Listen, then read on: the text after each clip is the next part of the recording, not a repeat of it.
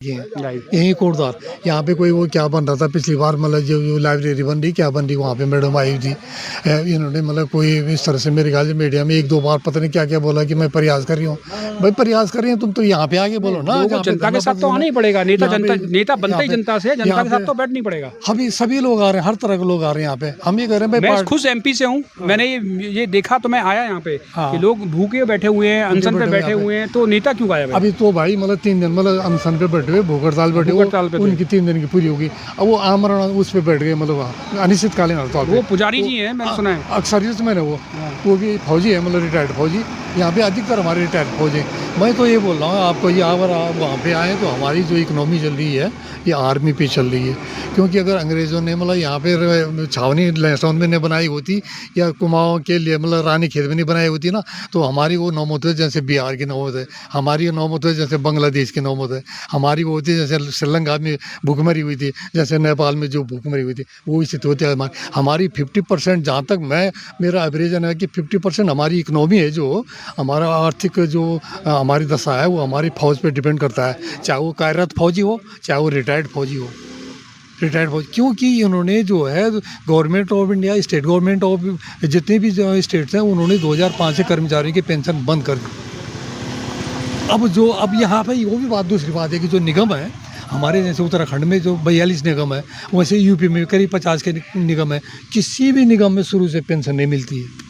बड़ा दुर्भाग्य। देखिए आप वही 30, 35, 40 साल नौकरी कर रहे हैं, शुरू से नहीं मिलता ये। अब बाकी और डिपार्टमेंट को पेंशन मिलती है।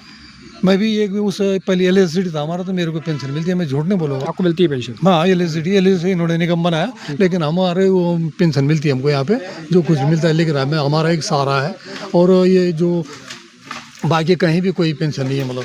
तो ये मैं बता रहा हूँ कि अब उसके 5 के बाद तो कोई पेंशन है ही नहीं। अब इनके लिए देखो मतलब सारी सुविधाएं, इनकी पेंशन क्यों नहीं बंद हुई? जितनी बार विधायक बनेंगे उतनी बार पेंशन बढ़ेगी इनकी। पूरी गवर्नमेंट ऑफ इंडिया की है, यही उत्तराखंड का ही नहीं है। अगर ये विधायक मतलब 4, 5 बनेगा तो उसकी उतनी ज़्यादा पेंशन बढ़ जाएगी।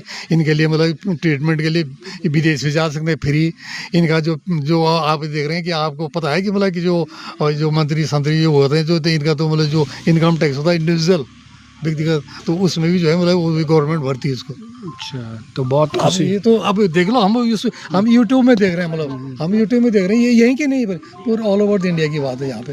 तो ये अब उनके जो हर तरह से उनके तो मतलब कि किफ़ायती दरों पे उनके लिए वो है मतलब वहाँ पे। अच्छा सर, आखिरी में मैं आपसे पूछना चाहूँगा कि इस रोड को बनने के लिए क्या कदम उठाने चाहिए सरकार को? मैं तो ये कह रहा हूँ, ये तो बहुत वैसे मामला है, बहुत ही सरल है मामला। इसमें तो न तो एक पेड़ कट रहा है और न इसमें किसी जानवर को नुकसान हो रहा है। और मैं जानवर वाली बात में, हमारा पहाड़ में तो इतने आदमी खा दिया उस जानवर ने, जब से इन्होंने बफर जोन बनाया इसको।